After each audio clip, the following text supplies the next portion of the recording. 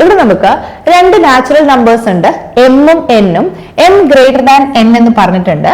അതുപോലെ തന്നെ എമ്മിനെ നമ്മൾ 12 കൊണ്ട് ഡിവൈഡ് ചെയ്ത റിമൈൻഡർ 4 ആണെന്നും എന്നിനെ ഡിവൈഡ് ചെയ്ത് കഴിഞ്ഞാൽ എന്നിനെ 12 കൊണ്ട് ഡിവൈഡ് ചെയ്ത റിമൈൻഡർ 6 ആണെന്നും തന്നിട്ടുണ്ട്.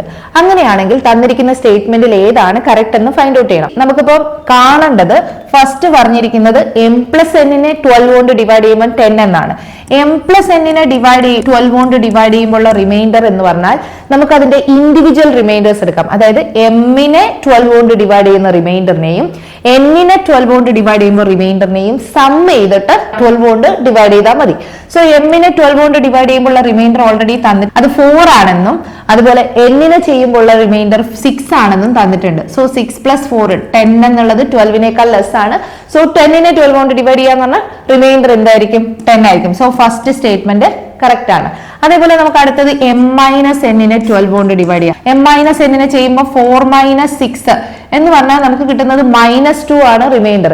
നെഗറ്റീവ് റിമൈൻഡേഴ്സ് വന്നു കഴിഞ്ഞാൽ നമ്മൾ അത് എന്ത് ചെയ്യണം? ഡിവൈസറുമായിട്ട് ആഡ് ചെയ്യുക. -2നെ 12 ആയിട്ട് ആഡ് ചെയ്ത് കഴിഞ്ഞാൽ നമുക്ക് കിട്ടുന്നത് എന്താണ്? 10 ആണ്. അപ്പൊ പോസിറ്റീവ് റിമൈൻഡർ ആയിട്ട് എക്സ്പ്രസ് ചെയ്താൽ 10 ആണ്. സോ രണ്ട് സ്റ്റേറ്റ്മെന്റും കറക്റ്റ് ആണ്. So option C is the correct answer.